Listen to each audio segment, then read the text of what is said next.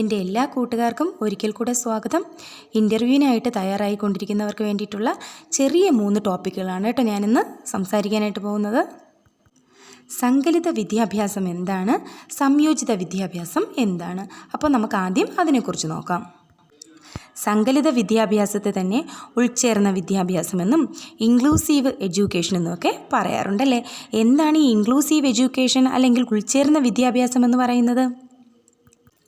സാമൂഹികമായി യാതൊരു വിധത്തിലുള്ള വിവേചനവുമില്ലാതെ, അതായത് ജാതി, മത, വർഗ, സാംസ്കാരിക അത്തരത്തിലുള്ള യാതൊരു വിധത്തിലുള്ള ഭേദവുമില്ലാതെ ഭിന്നശേഷിക്കാരായിട്ടുള്ള കുട്ടികൾക്ക് അവരോടൊപ്പമുള്ള, അതായത് സമപ്രായക്കാരായ സാധാരണ കുട്ടികളോടൊപ്പം മുഖ്യധാരയിൽ വിദ്യാഭ്യാസം പൂർണ്ണ തോതിൽ നടത്താനായിട്ട് പൊതുവിദ്യാലയങ്ങളിൽ ലഭ്യമാകുന്ന വിദ്യാഭ്യാസ രീതിയാണ് ഉൾച്ചേർന്ന വിദ്യാഭ്യാസം അഥവാ സങ്കലിത വിദ്യാഭ്യാസം അഥവാ ഇൻക്ലൂസീവ് എഡ്യൂക്കേഷൻ. ഭിന്നശേഷിക്കാരായിട്ടുള്ള കുട്ടികൾക്ക് അവരോടൊപ്പമുള്ള കുട്ടികൾ, അല്ലെ, അവരുടെ പ്രായത്തിനൊത്ത് അവരുടെ ക്ലാസ്സിലെ കുട്ടികളോടൊപ്പം തന്നെ ഇരുന്ന് അവർക്ക് എന്ത് ചെയ്യാം? വിദ്യാഭ്യാസം ചെയ്യാം, കളികളിൽ ഏർപ്പെടാം. ബാക്കി എല്ലാ ആക്ടിവിറ്റിയും മറ്റുള്ള സാധാരണ കുട്ടികളോടൊപ്പം തന്നെ അവർക്ക് എന്ത് ചെയ്യുന്നു? ചെയ്യാൻ കഴിയുന്നു. ഇതിനെയാണ് സങ്കലിത വിദ്യാഭ്യാസം എന്ന് പറയുന്നത്. അപ്പോൾ ഒരു കാര്യം ഇതിൽ ഓർത്ത് വയ്ക്കുക, ഈ സങ്കലിത വിദ്യാഭ്യാസത്തിന് തുടക്കം കുറിച്ചത് 1990-ലാണ്. അതൊന്ന് ഓർത്ത് വയ്ക്കുക. അപ്പോൾ സ്വാഭാവികമായിട്ടും ഇതിനൊരു മികവുണ്ടായിരിക്കുമല്ലോ. ഉൾച്ചേർന്ന വിദ്യാഭ്യാസത്തിൻ്റെ മികവ് എന്താണെന്നൊരു ചോദ്യം വന്നാലോ? പ്രധാനമായിട്ടും നമ്മൾ ആദ്യം നോക്കേണ്ടത് ഈ ഭിന്നശേഷിക്കാരായിട്ടുള്ള കുട്ടികൾക്ക് പഠനത്തിലും അതുപോലെ തന്നെ മറ്റുള്ള എല്ലാ ജീവിത കാര്യങ്ങളിലും എന്താണ്? ഒരു ആത്മവിശ്വാസം ഉണ്ടാകുന്നു, അല്ലേ? അതാണ് ആദ്യമായിട്ട് ഇതിൻ്റെ മികവായിട്ട് നമുക്ക് കണക്കാക്കാൻ പറ്റുന്നത്. അതുപോലെ തന്നെ എല്ലാ വിധത്തിലുള്ള വിവേചനങ്ങളും ഇല്ലാതാകുന്നു. അത്തരത്തിലുള്ള കുട്ടികൾക്ക് മറ്റു കുട്ടികളിൽ നിന്ന് മാറ്റി നിർത്തുമ്പോൾ സ്വാഭാവികമായിട്ട് എന്ത് തോന്നും?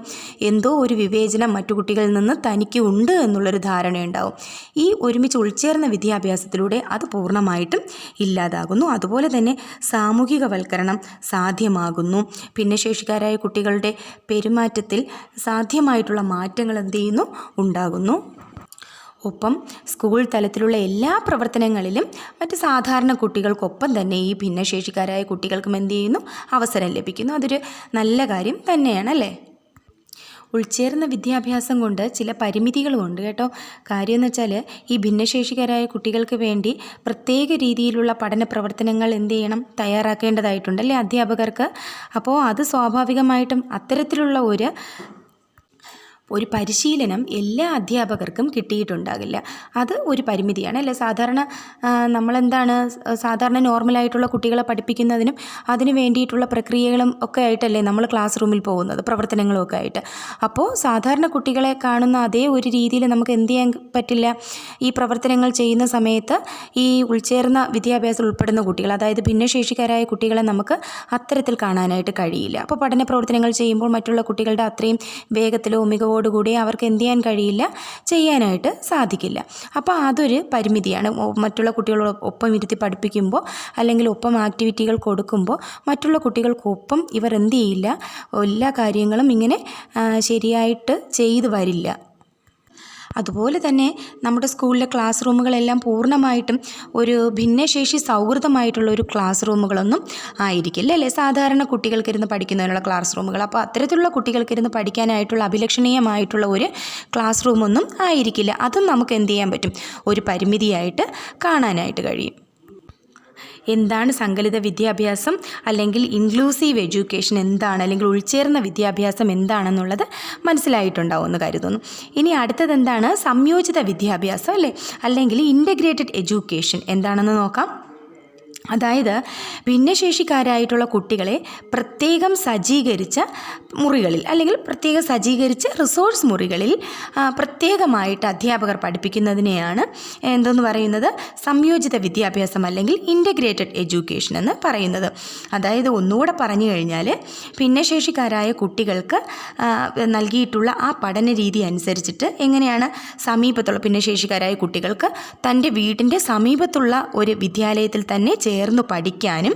അതാണ് ഒന്നാമത്തെ കടമ്പ എന്ന് പറയുന്നത്. കുട്ടി എന്ത് ചെയ്യുക, ആദ്യം പൊതുവിദ്യാലയം, തൻ്റെ വീടിന് സമീപത്തിലെ ഏറ്റവും അടുത്തുള്ള പൊതുവിദ്യാലയത്തിൽ ചേർന്ന് അവനെ പഠിപ്പിക്കാനും, അതായത് ഭിന്നശേഷിക്കാരായ കുട്ടികളെ പ്രത്യേകം സജ്ജീകരിച്ച റിസോഴ്സ് റൂമുകളിൽ.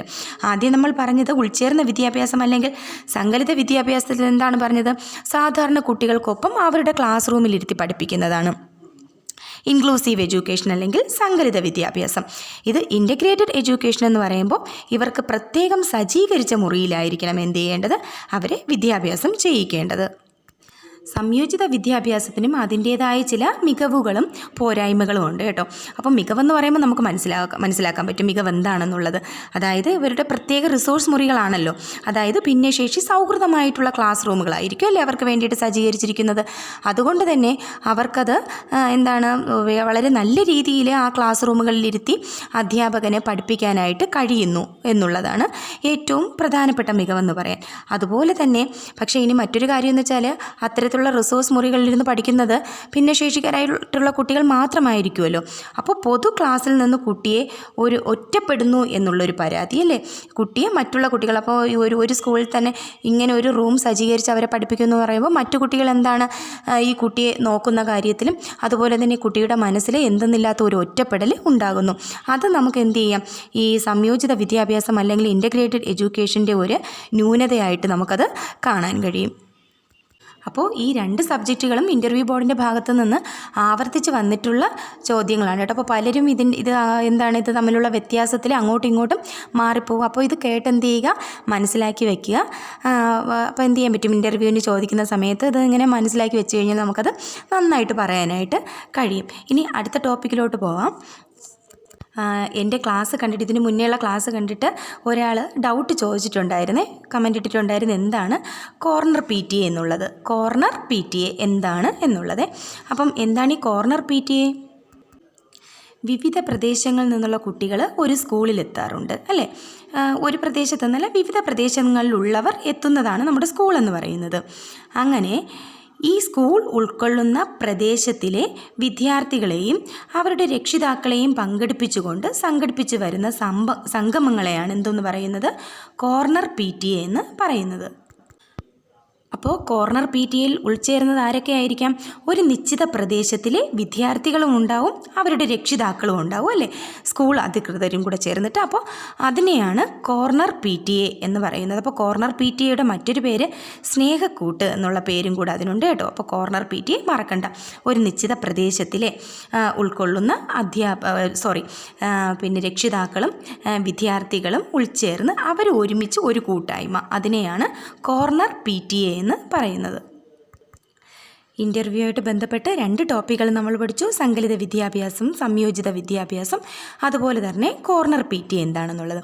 അതുപോലെ ഇൻ്റർവ്യൂവിൽ നിന്ന് ഒരിക്കലും മാറ്റിവെക്കാൻ പറ്റാത്ത ഒരു ഭാഗമാണ് ക്ലാസ് വിനിമയവും വിവരസാങ്കേതിക വിദ്യയും.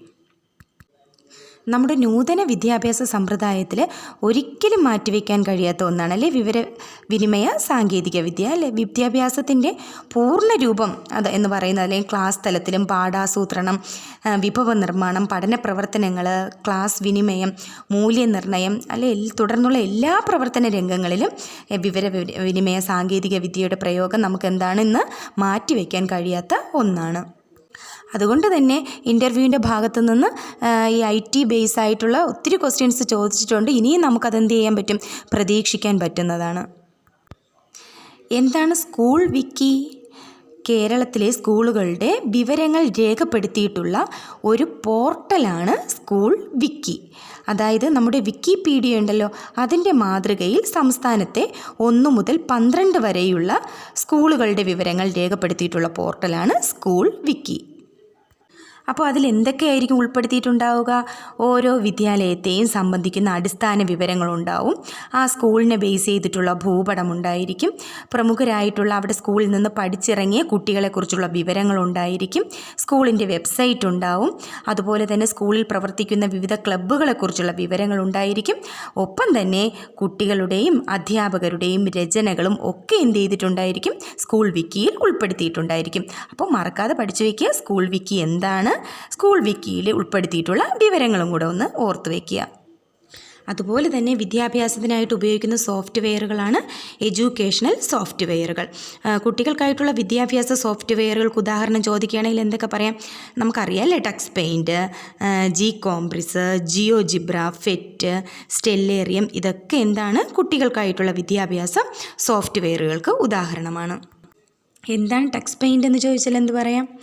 പാഠഭാഗങ്ങളിലെ ചിത്രരചനയ്ക്ക് ഉതകുന്ന സന്ദർഭങ്ങൾ അല്ലെ പെയിൻറ്റിംഗ് ആയിട്ട് ഉപയോഗിക്കും, ചിത്രീകരിക്കാനും ഒക്കെ ഉപയോഗിക്കുന്നതാണ് ടെക്സ്റ്റ് പെയിൻറ്റ്. കുട്ടികളുടെ ചിത്രരചനാ ശേഷിയൊക്കെ വികസിപ്പിക്കാനായിട്ട് നമുക്ക് പറ്റും. എന്തുപയോഗിക്കുന്നതിലൂടെ? ടെക്സ്റ്റ് പെയിൻറ്റ് ഉപയോഗിക്കുന്നതിലൂടെ. അതുപോലെ തന്നെ എന്താണ് ജി കോംപ്രസ് എന്ന് വെച്ചാൽ? കുട്ടികളുടെ കളികളുടെ ഒരു കൂട്ടം അല്ലെ, കുട്ടികൾക്ക് കളിക്കാൻ വേണ്ടിയിട്ടുള്ള ഒരു കൂട്ടം ഗെയിമുകളാണ് ജി കോംപ്രസ് എന്ന് പറയുന്നത്. അതെന്താണ്? ഓരോ വിദ്യാർത്ഥിയുടെയും അവരുടെ ശാരീരികമായിട്ടും അവരുടെ മാനസികവുമായിട്ടുള്ള പഠന അനുഭവങ്ങളെല്ലാം തന്നെ എന്ത് ചെയ്യുന്നു? ആ സോഫ്റ്റ്വെയറിലൂടെ കുട്ടികൾക്ക് നേടാനായിട്ട് സാധിക്കും.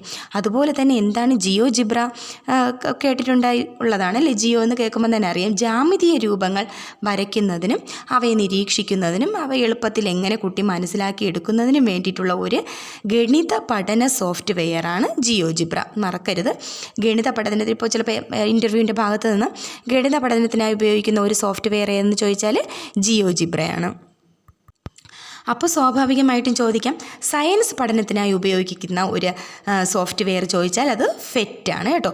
PHET, ഫെറ്റ്, മറക്കരുത്. അപ്പോൾ സയൻസ് പഠനത്തിനായി ഉപയോഗിക്കുന്നത് ഫെറ്റ്.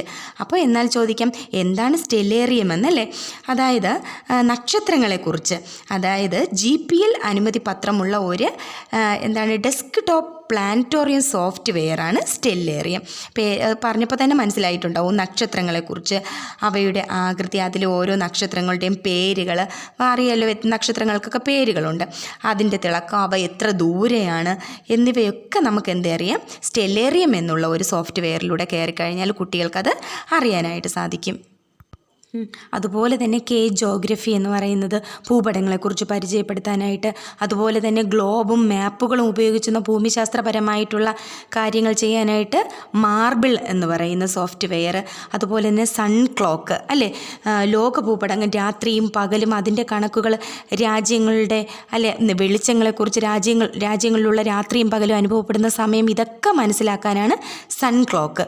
മൂലകങ്ങളുടെ സ്വഭാവം പ്രൈമറി ക്ലാസ്സിൽ അതൊന്നും വരില്ല, എന്നാലും അതൊക്കെ കുട്ടികൾ പഠിച്ചിരിക്കേണ്ട കാര്യങ്ങളാണ്. മൂലകങ്ങളുടെ സ്വഭാവ സവിശേഷതകൾ തിരിച്ചറിയാൻ വേണ്ടിയിട്ടുള്ളത് കാൽസ്യം എന്ന് പറയുന്നത്. അപ്പോൾ ഇതെല്ലാം തന്നെ വിദ്യാഭ്യാസ സോഫ്റ്റ്വെയറുകളാണ്. അപ്പോൾ ഇതെല്ലാം ജി കോംപ്രസും ജിയോജിബ്രയും ഫെറ്റ്, സ്റ്റെല്ലേറിയം, ടെക്സ്റ്റ് പെയിൻറ്റ്, ഇതെല്ലാം തന്നെ നമ്മൾ പഠിച്ചു വയ്ക്കണം കേട്ടോ. അപ്പോൾ ഇത് ഏതെങ്കിലും ഒന്ന് ചോദിച്ചു കഴിഞ്ഞാൽ നമുക്ക് പറയാനായിട്ട് കഴിയും. അപ്പോൾ LP-UP ഇൻ്റർവ്യൂ ബേസ് ചെയ്തിട്ടുള്ള ചെറിയ 3 ടോപ്പിക്കുകളാണ് നമ്മൾ പഠിച്ചതല്ലേ. ക്ലാസ് വിനിമയം, വിവരസാങ്കേതിക വിദ്യയും, അതുപോലെ തന്നെ കോർണർ PTA, സങ്കലിത വിദ്യാഭ്യാസം, സംയോജിത വിദ്യാഭ്യാസം തുടങ്ങിയിട്ടുള്ള ചെറിയ 3 ടോപ്പിക്കുകളാണ് പഠിച്ചതല്ലേ. ക്ലാസ് ഇഷ്ടപ്പെട്ടുവെങ്കിൽ ലൈക്ക് ചെയ്യുക. തുടർന്നുള്ള ക്ലാസ്സുകൾ കാണാനായിട്ട് ചാനൽ സബ്സ്ക്രൈബ് ചെയ്യുക. അപ്പോൾ ഇന്ന് ഇത്രയേ ഉള്ളൂ. Okay, by.